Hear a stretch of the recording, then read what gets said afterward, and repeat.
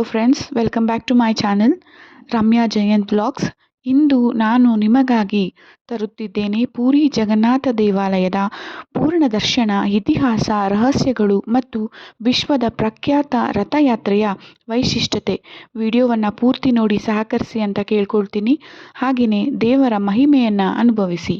ಬನ್ನಿ video continue ಮಾಡೋಣ. ಪೂರಿ ಜಗನ್ನಾಥ ದೇವಾಲಯವು ಒಡಿಶಾ ರಾಜ್ಯದ ಪೂರಿ ಎಂಬ ಪವಿತ್ರ ತೀರ್ಥದಲ್ಲಿ ಸ್ಥಿತವಾಗಿದೆ. ಕ್ರಿಸ್ತಶಕ 12ನೇ ಶತಮಾನದಲ್ಲಿ ರಾಜ ಅನಂತವರ್ಮ ಚೋಡಗಂಗನು ಈ ದೇವಾಲಯವನ್ನು ಕಟ್ಟಿಸಿದರು.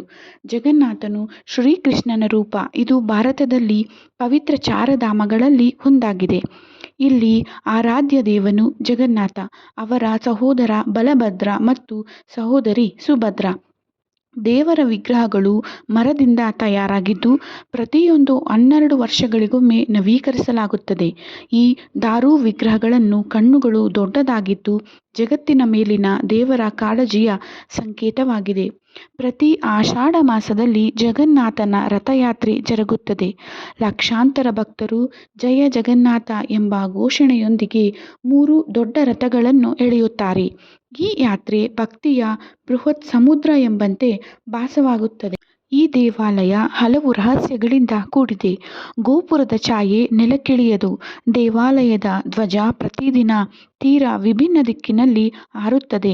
56 ವಿಧದ ಪ್ರಸಾದವನ್ನು ನಿತ್ಯ ತಯಾರಿಸಲಾಗುತ್ತದೆ.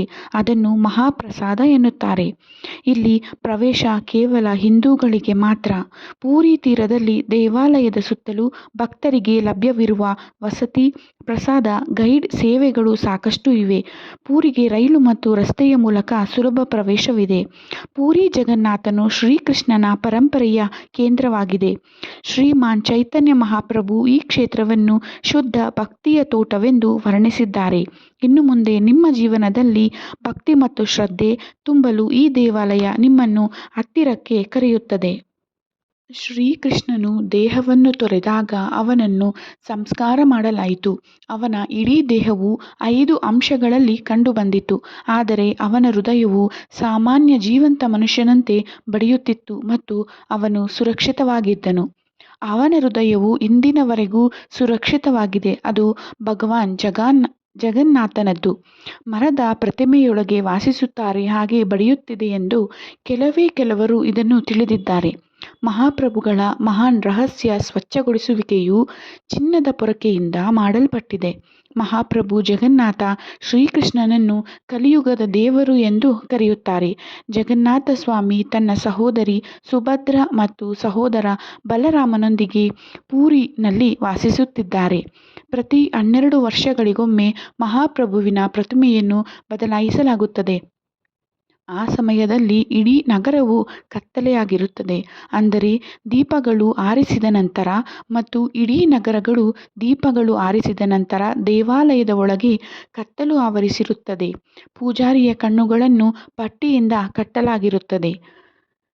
ಪೂಜಾರಿಯ ಕೈಯಲ್ಲಿ ಕೈವಸುಗಳಿರುತ್ತವೆ, ಅಂದರೆ ಕೈಗವಸ.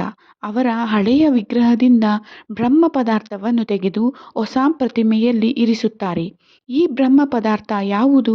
ಇಲ್ಲಿಯವರೆಗೆ ಯಾರಿಗೂ ತಿಳಿದಿಲ್ಲ. ಇಲ್ಲಿಯವರೆಗೆ ಯಾರೂ ನೋಡಿಲ್ಲ. ಸಾವಿರಾರು ವರ್ಷಗಳಿಂದ ಈ ಪ್ರತಿಮೆಯು ಒಂದು ಪ್ರತಿಮೆಯಿಂದ ಮತ್ತೊಂದು ಪ್ರತಿಮೆಗೆ ವರ್ಗಾವಣೆಯಾಗುತ್ತಿದೆ. ಇದು ಅಲೌಕಿಕ ವಸ್ತುವಾಗಿದೆ. ಇದನ್ನು ಸ್ಪರ್ಶಿಸಿದರೆ ಮಾನವ ದೇಹದ ಚಿಂದಿಗಳು ಹಾರಿಹೋಗುತ್ತವೆ. ಈ ಬ್ರಹ್ಮ ಪದಾರ್ಥವು ಭಗವಾನ್ ಶ್ರೀಕೃಷ್ಣನಿಗೆ ಸೇರಿದೆ. ಆದರೆ ಇದು ಏನು ಎಂದು ಯಾರಿಗೂ ತಿಳಿದಿಲ್ಲ. ಜಗನ್ನಾಥ ದೇವರು ಮತ್ತು ಇತರ ಪ್ರತಿಮೆಗಳನ್ನು ಒಂದೇ ವರ್ಷದಲ್ಲಿ ಬದಲಾಯಿಸಲಾಗುತ್ತದೆ. ವರ್ಷದಲ್ಲಿ 2 ತಿಂಗಳು ಆಷಾಢ ಬಂದಾಗ ಮಾತ್ರ. 19 ವರ್ಷಗಳ ನಂತರ ಈ ಅವಕಾಶ ಬಂದಿದೆ. ಕೆಲವೊಮ್ಮೆ ಇದು 14 ವರ್ಷಗಳಲ್ಲೂ ಸಹ ಸಂಭವಿಸುತ್ತದೆ. ಆದರೆ ಮಹಾಪ್ರಭು ಜಗನ್ನಾಥನ ಪ್ರತಿಮೆಯಲ್ಲಿ ಏನಿದೆ ಎಂದು ಇಲ್ಲಿಯವರೆಗೂ ಯಾವ ಪುರೋಹಿತರು ಹೇಳಲು ಸಾಧ್ಯವಾಗಲಿಲ್ಲ. ನಾವು ಆತನನ್ನು ನಮ್ಮ ಕೈಗೆ ತೆಗೆದುಕೊಂಡಾಗ ಆದ ಪುಟಿಯುತ್ತಿತ್ತು ಎಂದು ಹಲವು ಪುರೋಹಿತರು ಹೇಳುತ್ತಾರೆ. ಅಂದರೆ ಹೃದಯವು ಪುಟಿಯುತ್ತಿತ್ತು ಎಂದು. ಅವರ ಕಣ್ಣುಗಳ ಮೇಲೆ ಪಟ್ಟಿ ಇತ್ತು. ಕೈಯಲ್ಲಿ ಕೈಗವಸಗಳನ್ನು ಹೊಂದಿದ್ದರಿಂದ ನಾವು ಅದನ್ನು ಅನುಭವಿಸುತ್ತೇವೆ ಎಂದು ಹೇಳಿರುವರುಂಟು.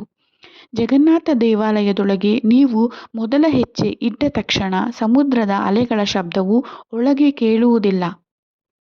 ಆದರೆ ಆಶ್ಚರ್ಯಕರವಾಗಿ ಸಮುದ್ರದ ಶಬ್ದ ಕೇಳಿಸುತ್ತದೆ.